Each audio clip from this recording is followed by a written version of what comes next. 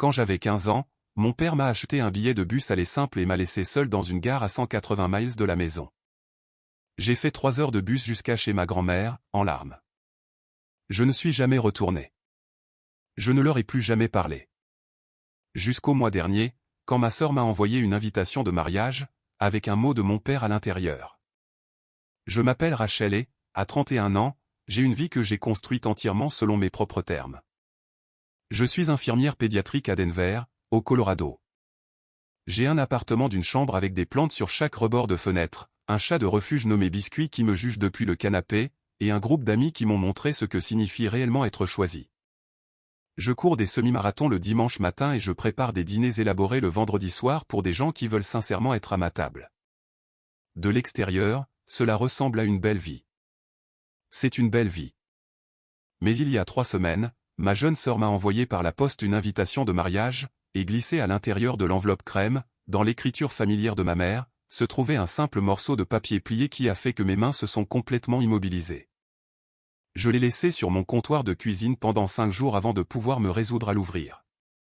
Je dois revenir au début pour que vous compreniez pourquoi un morceau de papier pourrait faire cela à une femme adulte.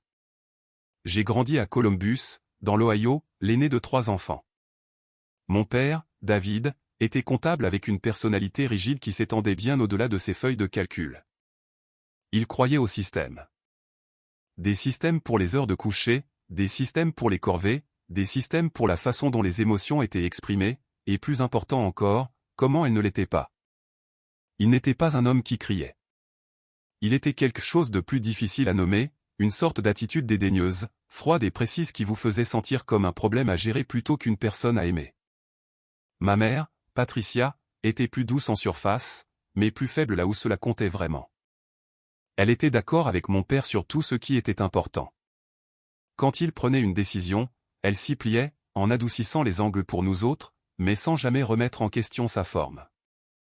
Mon frère Kevin avait 3 ans de moins que moi, et déjà à 7 ans, il possédait le genre de tempérament facile qui faisait de lui le favori de mes parents sans que personne ne l'admette jamais à voix haute. Il riait au bon moment. Il ne posait pas trop de questions. Il n'avait jamais besoin de quoi que ce soit qui soit incommode à donner.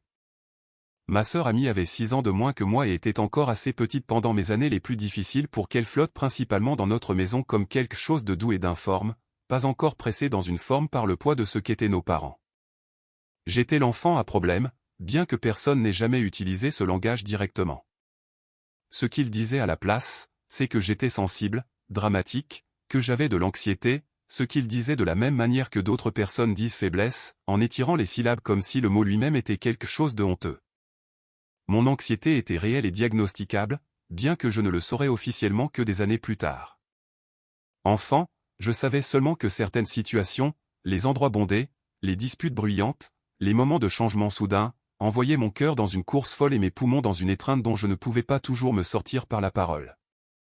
La réponse de mon père à cela était constante.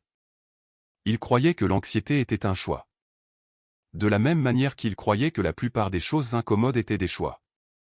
Tu décides de te sentir comme ça, disait-il du ton patient d'un homme expliquant quelque chose d'évident à quelqu'un de délibérément obtus. Arrête de le décider. Ma mère ajoutait plus doucement qu'elle s'inquiétait pour moi, qu'elle espérait que ça me passerait en grandissant. Que peut-être si je faisais juste plus d'efforts. J'ai fait des efforts constamment. J'ai fait tellement d'efforts pendant tant d'années que je suis devenue une experte pour faire semblant d'aller bien. Superposant le calme à la panique. De la même manière qu'on applique de la peinture sur de la pourriture, en surface, rien de bon en dessous. L'été de mes 15 ans, mon père a annoncé que nous partions en voyage en voiture pour rendre visite à la famille de son frère à Memphis. C'était début août, humide et plat. Nous sommes montés dans le minivan un vendredi matin, et je me souviens m'être senti sincèrement pleine d'espoir. J'allais mieux. J'avais appris des exercices de respiration dans un livre de la bibliothèque. Je n'avais pas eu de crise grave depuis presque 2 mois, ce qui me semblait être un record personnel à défendre. Nous avons tenu 6 heures avant que tout ne s'effondre. Nous nous sommes arrêtés pour faire le plein près d'une ville appelée Harland, dans l'est du Kentucky. Ce n'était qu'une courte pause, toilette, collation, 10 minutes d'étirement. Mais quelque chose dans la combinaison de la chaleur, des 8 heures de route encore devant nous et de la dispute que mes parents avaient menée à voix basse pendant tout le trajet a déclenché quelque chose dans ma poitrine que je ne pouvais pas contenir. Le temps que je retourne au minivan, je tremblais déjà. Ma vision devenait grise sur les bords, comme elle le faisait quand une crise de panique arrivait. Et j'ai fait l'erreur contre laquelle mon père m'avait toujours mis en garde. J'ai dit quelque chose. Je lui ai dit que je ne me sentais pas bien, que j'avais besoin de quelques minutes avant de reprendre la route. Le silence qui a suivi était du genre dont mon père était spécialiste. Assez long pour être une déclaration, assez court pour être nié. Puis il a dit de cette voix calme et certaine, « Il n'y a rien qui ne va pas chez toi. Monte dans la voiture. » Je suis monté dans la voiture. Mais la crise ne s'est pas arrêtée. Elle s'est intensifiée comme elle le faisait toujours quand j'essayais de les réprimer sans espace pour respirer. En 20 minutes, je pleurais, ce que je savais être la pire chose possible à faire dans ce véhicule. Et Kevin me regardait avec l'air compliqué d'un garçon de 12 ans qui ne savait pas s'il devait avoir pitié de moi ou être embarrassé par moi. Et mon père a quitté l'autoroute à la prochaine sortie sans dire un mot. Nous nous sommes retrouvés dans une gare routière Greyhound dans une petite ville dont je n'avais jamais entendu parler. Elle avait la taille d'une supérette. Des chaises en plastique boulonnées au sol. Un distributeur automatique dont la moitié des sélections était épuisée. Une femme derrière une vitre en plexiglas nous regardant avec la patience impassible de quelqu'un qui en avait trop vu. Mon père est sorti de la voiture. Ma mère est sortie. Je suis sorti parce que je ne savais pas quoi faire d'autre. Mon père s'est dirigé vers le guichet et est revenu avec un billet de bus. Il me l'a tendu. Je l'ai fixé. Un aller simple pour la maison de ma grand-mère à Knoxville, Tennessee. Nana Ruth, la mère de ma mère, que j'aimais mais que j'avais vue peut-être 4 fois dans ma vie parce que mes parents considéraient les 6 heures de route comme une imposition trop grande. Ce bus part dans 40 minutes, a dit mon père. Quand tu te seras calmé, ta mère et moi discuterons du moment où tu pourras rentrer à la maison. J'ai regardé ma mère. Elle regardait le trottoir. Maman, ai-je dit. Elle a levé les yeux brièvement et j'ai vu quelque chose sur son visage. Pas du remords exactement, mais de l'inconfort. Le regard d'une personne qui sait que quelque chose ne va pas et qui a déjà décidé de vivre avec de toute façon. Ton père sait ce qui est le mieux, a-t-elle dit. J'avais 15 ans. J'avais 45 € dans mon portefeuille et un sac à dos avec des vêtements pour 2 jours parce que nous étions censés rester chez mon oncle. Je ne comprenais pas encore qu'il ne reviendrait pas me chercher. Je pensais que c'était une autre version de s'éloigner dans le magasin, la menace qui se dissoudrait quand je me serais ressaisi. Je pensais qu'ils attendraient. Je n'ai pas appelé la police et je veux expliquer pourquoi parce que je sais que c'est la question évidente. On m'avait dit toute ma vie que mes sentiments étaient mauvais, que mes réactions étaient mauvaises, que ma perception des situations n'était pas fiable. Quand vos parents passent 15 ans à vous dire que vous êtes le problème, vous n'entrez pas dans une gare routière pour dire à un étranger que vos parents viennent de vous abandonner. Vous vous dites qu'il doit y avoir une explication raisonnable. Vous vous dites que vous exagérez probablement. C'est ce qu'il m'avait appris à croire de moi-même. C'est la chose la plus insidieuse dans ce genre d'éducation. Les dégâts vous font douter des instincts même qui pourraient vous protéger. Je suis resté assise dans cette gare routière pendant 40 minutes et j'ai regardé le parking jusqu'à l'arrivée du bus. Le minivan de mes parents était parti dans les 15 minutes qui ont suivi la remise du billet. Le trajet en bus jusqu'à Knoxville a duré 3 heures et 40 minutes. Je me suis assise près d'une fenêtre et j'ai regardé le Kentucky se transformer en Tennessee et j'ai pleuré aussi silencieusement que possible dans ma manche. Une femme plus âgée de l'autre côté de l'allée m'a tendu un paquet de mouchoirs sans rien dire. Je l'ai remerciée et elle a hoché la tête avant de retourner à ses mots croisés. Cette petite bonté sans mots a brisé quelque chose en moi que je n'ai jamais pu refermer complètement. Nana Ruth avait 71 ans et vivait seule dans une maison jaune avec une balançoire de porche et un potager qui occupait la moitié du jardin arrière. Elle a ouvert la porte avant même que je frappe. Elle avait surveillé depuis la fenêtre depuis que ma mère avait appelé. Parce que contrairement à mes parents, Nana Ruth avait l'instinct de s'assurer que quelqu'un était réellement là pour recevoir ce qu'ils envoyaient. Elle m'a jeté un coup d'œil et m'a prise dans une étreinte qui sentait la terre du jardin et la lavande et a dit « Tu es là maintenant. » C'est tout ce qui compte pour le moment. Je suis resté pour ce qui était censé être une semaine. Je ne suis jamais retourné à Columbus. Les semaines qui ont suivi ont été une négociation à laquelle je n'ai pas participé, menée par des appels téléphoniques auxquels je n'avais pas le droit d'assister. Je le sais parce que Nana sortait de temps en temps sur le porche arrière pour parler et je m'asseyais à la table de la cuisine en faisant les mots croisés qu'elle me laissait, écoutant le silence qu'elle rapportait à l'intérieur. Elle ne m'a jamais dit exactement ce qui avait été dit. Mais à la fin de la 2e semaine, elle s'est assise en face de moi à la table de la cuisine, a joint ses mains et m'a dit qu'elle avait parlé à un avocat de la famille et qu'avec l'accord de mes parents, elle deviendrait ma tutrice principale pour l'année scolaire. Juste l'année scolaire, a-t-elle dit en observant attentivement mon visage. J'ai compris même alors que ce n'était probablement pas juste pour l'année scolaire. Je lui ai demandé une fois, peut-être un mois après mon arrivée, si mes parents avaient demandé de mes nouvelles, s'ils avaient demandé si j'allais bien. Elle est restée silencieuse un long moment. Puis elle a dit, ta mère a appelé 2 fois. Ton père n'a pas appelé. J'ai hoché la tête et suis retourné au livre que je faisais semblant de lire. Vivre avec Nana Ruth était la chose la plus proche de la paix que j'ai jamais connue dans une maison. Elle ne traitait pas mon anxiété comme un défaut de caractère. Elle m'a emmené chez un médecin qui m'a orienté vers une thérapeute nommée Dr. Sandra Okafor qui, lors de notre 2e séance, m'a expliqué avec la certitude désinvolte de quelqu'un énonçant un fait que j'avais un trouble anxieux réel et diagnosticable qui répondait bien au traitement et que rien de tout cela n'était de ma faute et rien de tout cela n'était un choix. J'ai pleuré pendant 45 minutes dans ce bureau. Dr. Okafor m'a tendu des mouchoirs et a attendu. Je me suis inscrite à l'école à Knoxville en septembre et j'ai découvert que dans un endroit où personne ne me connaissait comme la difficile, la dramatique, celle qui ne pouvait pas se ressaisir, j'étais juste une fille douée en biologie, avec un sens de l'humour pince sans rire et capable de nommer chaque plante du quartier par son genre. Je me suis fait des amis, des amitiés prudentes et méfiantes au début, parce que la confiance n'était plus quelque chose que je donnais librement, mais de vraies amitiés qui se sont approfondies avec le temps. Kevin appelait de temps en temps, toujours depuis sa chambre quand nos parents n'étaient pas à la maison, d'une voix basse qui me disait tout sur la dynamique dans laquelle il vivait encore. Il était gentil lors de ses appels, me posant des questions sur l'école, me racontant de petites choses sur sa vie, évitant soigneusement le sujet de nos parents. J'appréciais l'effort même si j'en comprenais les limites. Il avait 12 ans, puis 13, puis 14. Il survivait de la seule manière qu'il connaissait. Amy appelait moins. Elle était encore assez jeune pour être entièrement façonnée par le foyer dans lequel elle vivait, et ce foyer n'était pas du genre à discuter de ce qui s'était passé d'une manière qui aurait permis une connexion. On lui avait raconté une version des événements que je n'ai jamais été autorisé à entendre, et qui n'incluait apparemment pas le mot abandonné. Mes parents ont appelé exactement 2 fois la première année.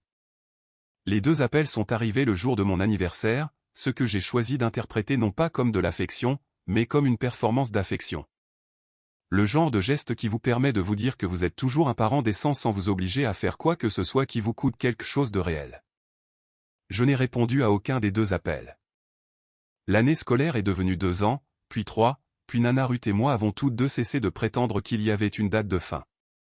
Elle a demandé la tutelle permanente. Mes parents ne s'y sont pas opposés. J'ai pensé à cette non-contestation plus de fois que je ne peux compter, les papiers posés sur une table quelque part à Columbus.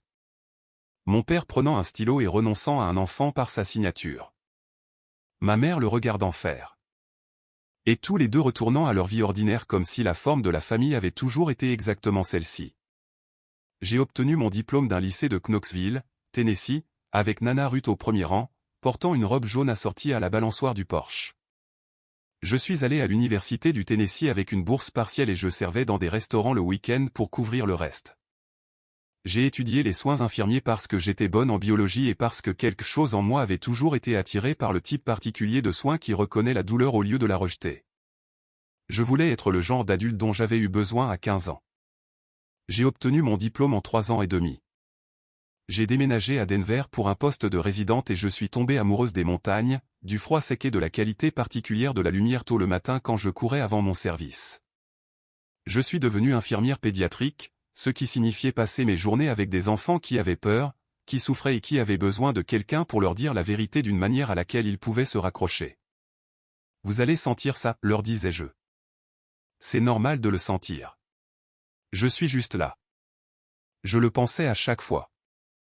Nana Ruth est décédée il y a 2 ans dans la maison jaune, alors que j'étais assise à côté de son lit, lui tenant la main. Elle est partie comme elle avait vécu, avec dignité et sans drame. Son potager visible par la fenêtre, son livre de mots croisés sur la table de chevet. Elle avait été ma vraie mère à tous les égards importants, et la perdre a laissé un vide en moi que j'apprends encore à contourner plutôt qu'à traverser. Après les funérailles, Kevin est venu à la maison pour m'aider à trier ses affaires. Nous étions des adultes à ce moment-là. J'avais 29 ans, il en avait 26, et nous avions construit une amitié prudente et honnête au fil des ans, du genre qui nous obligeait à parler de ce qui s'était passé dans notre famille en termes réels plutôt que dans la version édulcorée que nos parents préféraient. C'était un homme décent, mon frère. Il était devenu quelqu'un qui comprenait que ce qu'on m'avait fait était mal, même si le reconnaître l'obligeait à avoir des sentiments compliqués envers des gens près de qui il vivait encore et dont il se souciait. Mes parents ont vieilli, m'a-t-il dit autour d'un café à la table de la cuisine de Nana Ruth la veille de mon retour à Denver. Papa a eu un accident cardiaque au printemps dernier. Il va bien, mais ça leur a fait peur. Ils demandent de tes nouvelles parfois. J'ai regardé ma tasse de café. Ils ne se sont jamais excusés, Kevin, ai-je dit. Pas une seule fois en 16 ans. Il est resté silencieux un moment. Je sais. Alors, demander de mes nouvelles n'est pas la même chose que se soucier de moi. C'est de la curiosité sans responsabilité. Il a hoché la tête lentement. Je le sais aussi. Nous n'avons plus parlé de nos parents pendant ce voyage. Mais la conversation s'est installée en moi et y est restée, comme le font les choses quand elles sont inachevées. Il y a 3 semaines, l'invitation de mariage d'Amy est arrivée dans une enveloppe Kraft avec l'adresse de retour de Kevin, parce qu'Amy lui avait demandé de la faire suivre, apparemment incertaine si j'ouvrirais quoi que ce soit avec son nom dessus. Ce qui m'a dit qu'elle comprenait plus qu'elle ne le laissait paraître sur l'état des choses. L'invitation elle-même était magnifique, un carton crème avec des lettres dorées annonçant son mariage avec un homme nommé Daniel Fleur à Columbus, Ohio dans 8 semaines. Je la tenais quand la deuxième enveloppe est tombée. Elle était plus petite, blanche unie, scellée avec juste Rachel écrit sur le devant de l'écriture de mon père. Pas celle de ma mère, celle de mon père. Les mêmes lettres contrôlées aux angles droits qui avaient signé les autorisations et les bulletins scolaires tout au long de mon enfance. La même écriture qui avait signé les papiers de tutelle me cédant. Je l'ai posée sur le comptoir de la cuisine et n'y ai pas touché pendant 5 jours. Le 6e jour, j'ai appelé mon thérapeute.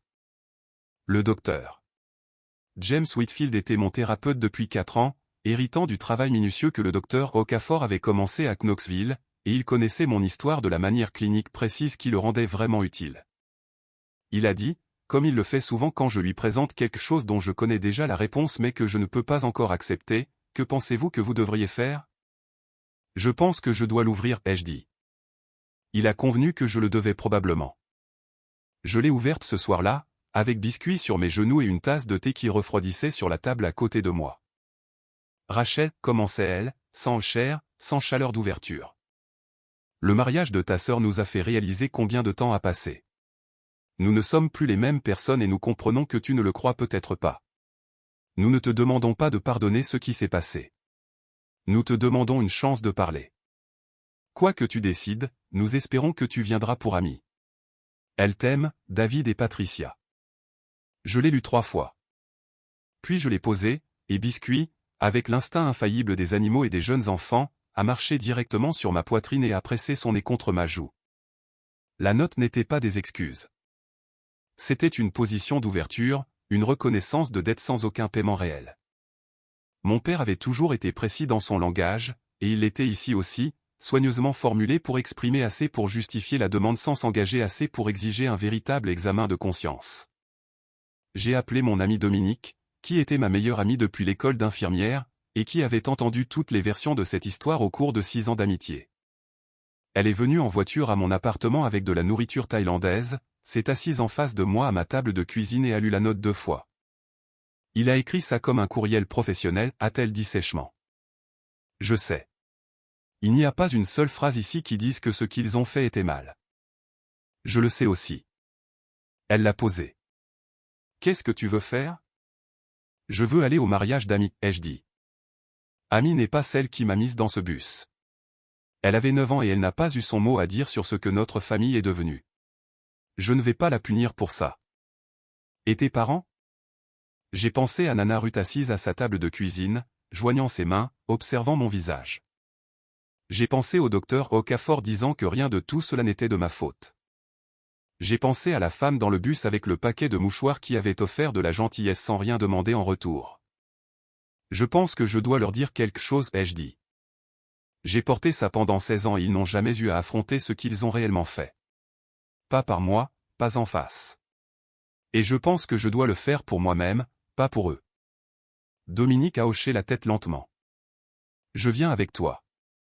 J'ai commencé comme je le fais toujours quand j'aborde quelque chose qui m'effraie. J'ai fait des recherches. J'ai appelé le docteur Whitfield et nous avons passé 3 séances à nous préparer, pas à rédiger un script exactement, mais à construire un cadre qui me soutiendrait si la conversation tournait mal. J'ai écrit ce que je voulais dire et je l'ai dit à voix haute jusqu'à ce que je puisse le dire sans que ma voix ne tremble. J'ai appelé Amy, qui a répondu à la première sonnerie avec une inspiration audible quand elle a entendu ma voix, comme si elle avait attendu cet appel et avait peur de l'espérer. Je viens, lui ai-je dit. Elle a pleuré. Je suis resté au téléphone pendant qu'elle le faisait. Elle était différente de Kevin, comme le sont parfois les frères et sœurs plus jeunes dans les familles en difficulté. Elle avait été façonnée par une version des événements qui n'était pas la mienne, avait grandi avec une histoire sur Rachel qui n'incluait pas le fait d'être assise dans une gare routière du Kentucky à regarder ses parents s'éloigner en voiture. Elle n'était pas responsable de cette histoire, mais elle vivait à l'intérieur, et le processus d'apprendre à la connaître en tant qu'adulte avait été prudent et étrange, comme apprendre à marcher sur la glace. Je lui ai dit que je voulais parler à nos parents avant le mariage. Que je ne promettais rien au-delà de cette conversation. Que j'avais besoin qu'elle comprenne que ce n'était pas moi qui rentrais à la maison. C'était moi qui venais pour elle, pour le mariage, et séparément pour avoir la chance de dire ce que j'avais besoin de dire. Elle a dit qu'elle comprenait. Je pense qu'elle l'a fait en grande partie. Je me suis envolé pour Columbus un jeudi, 2 jours avant le mariage. Dominique était assise à côté de moi dans l'avion avec son bagage à main, un livre de poche et cette présence solide et sans exigence qui a toujours été son don particulier. Nous nous sommes enregistrés dans un hôtel du centre-ville que j'avais choisi spécifiquement parce qu'il était à l'autre bout de la ville de la maison de mes parents, dans un quartier qui ne contenait rien de mon histoire. Nous avons dîné avec Kevin ce premier soir et il est venu seul, sans nos parents, comme je l'avais demandé. Il avait 30 ans et il était devenu, malgré tout, quelqu'un que j'étais fier de connaître. Il avait dit à nos parents qu'il rencontrait un ami. Il n'avait pas tort. Ils sont nerveux, m'a-t-il dit en mangeant ses pâtes. Maman a nettoyé la maison 3 fois cette semaine. Je l'ai regardé attentivement. Kevin, qu'est-ce qu'ils veulent vraiment de ça? Pas ce qu'ils ont dit dans la lettre. Qu'est-ce qu'ils veulent vraiment? Il a posé sa fourchette. Honnêtement, je pense que papa veut croire qu'il peut arranger ça. Tu sais comment il est. Il veut une solution, une résolution, quelque chose qu'il peut classer sous traité au point. Et maman? Il est resté silencieux un moment. Je pense que maman est vraiment désolée. Je pense qu'elle est désolée depuis longtemps, et elle ne sait tout simplement pas comment le dire d'une manière qui ne l'oblige pas aussi à dire quelque chose de condamnant sur papa. Cela a touché un point juste. Nous nous sommes rencontrés le lendemain matin dans un restaurant que Kevin avait choisi, un terrain neutre, public, dans une rue que je ne reconnaissais pas de mon enfance. Je suis arrivé 15 minutes en avance avec Dominique et j'ai choisi des sièges face à la porte parce que le docteur Whitfield avait eu raison de dire qu'il serait important de les voir entrer plutôt que d'être vus. Ils ont franchi la porte à 10 heures précises. 16 ans. J'avais été une adolescente la dernière fois que je les avais vus en personne, et les gens qui ont traversé ce restaurant n'étaient pas les figures que je portais en mémoire. Mon père avait 64 ans, et la posture militaire que je me rappelais ne s'était pas brisée, mais s'était tassée, le poids légèrement déplacé, les épaules rétrécies par le temps. Ses cheveux étaient blancs maintenant. Ma mère était plus petite que je ne l'avais jamais imaginé, comme si l'âge lui avait rappelé ses dimensions réelles. Elle portait un cardigan bleu et elle tordait son alliance comme elle le faisait avec la lanière de son sac à main quand elle était anxieuse. Et je l'ai regardé faire et j'ai senti quelque chose de compliqué me traverser qui n'était ni pardon ni haine, mais quelque chose de plus ancien et de plus épuisé que l'un ou l'autre. Ils se sont assis en face de moi. Kevin s'est assis entre nous, à la manière de quelqu'un qui a passé toute sa vie d'adulte comme un tampon. Mon père m'a regardé fixement et a dit, « Tu as l'air bien, Rachel. » J'ai dit, « Vous êtes parti en voiture et m'avez laissé à une gare routière quand j'avais 15 ans. » Il a cligné des yeux. C'était le seul signe révélateur. Puis il a posé ses mains à plat sur la table, comme il le faisait toujours quand il se préparait à être raisonnable avec quelqu'un. Nous savons que ce que nous avons fait était. J'aurais besoin que vous disiez exactement ce que vous avez fait, ai-je dit. Pas nous savons que ce que nous avons fait. J'ai besoin de vous entendre le dire clairement. Ma mère a émis un son qui n'était pas tout à fait un mot. La mâchoire de mon père s'est crispée. Puis elle s'est relâchée. Nous t'avons laissé à une gare routière, a-t-il dit. À Harland, Kentucky. Tu avais 15 ans et tu avais des difficultés. Et au lieu de t'aider, nous sommes partis. C'était la phrase la plus directe que je lui avais jamais entendue prononcer à ce sujet. Et elle m'a frappé quelque part d'inattendu. Ne rien adoucissant, mais confirmant quelque chose, que la chose s'était produite, qu'il savait qu'elle s'était produite, qu'il n'y avait aucune version de cela qu'il pouvait me présenter où ce n'était pas exactement ce que c'était. Et ensuite, ai-je demandé. Pendant 16 ans, que vous êtes-vous dit pendant 16 ans? La voix de ma mère, quand elle est venue, était basse et mal assurée. Nous nous sommes dit que tu étais mieux avec ta grand-mère. Qu'elle pouvait te donner des choses que nous ne pouvions pas. Des choses comme ne pas m'abandonner dans une gare routière? Elle a tressailli. J'ai continué parce que j'avais pratiqué cela et que je devais tout dire. Vous avez passé toute mon enfance à me dire que mon anxiété était un choix, que mes sentiments étaient mauvais. Que la façon dont je vivais le monde était un défaut qui devait être corrigé. Et quand j'avais 15 ans et que j'ai eu une crise de panique dans une voiture au Kentucky, au lieu de reconnaître que votre enfant avait des difficultés, vous avez décidé que la réponse appropriée était de la mettre dans un bus pour le Tennessee et de vous en laver les mains. J'ai passé ce trajet en bus de 3h30 sans savoir si quelqu'un serait à l'autre bout. J'ai passé 16 ans sans avoir de parents et vous m'envoyez une lettre qui dit que vous n'êtes plus les mêmes personnes et utilise le mot « comprendre » mais n'utilise jamais le mot « désolé » au point. Mon père n'a rien dit. Ma mère pleurait doucement, ce qu'elle faisait silencieusement, comme je le reconnaissais de l'enfance. Des larmes coulant sans aucun son. Ce n'était pas la bonne chose à faire, a dit mon père enfin. Non, ai-je convenu. Ce ne l'était pas. Nous pourrions dire que nous essayons de t'aider, a-t-il commencé. Ne dites pas ça, ai-je dit doucement, mais je le pensais comme un mur. Ne dites pas que vous essayez de m'aider. Vous essayez de gérer une situation qui était incommode pour vous. Il y a une différence, et je pense que quelque part vous savez qu'il y a une différence, et j'ai besoin que vous n'insultiez ni l'un ni l'autre en faisant semblant du contraire.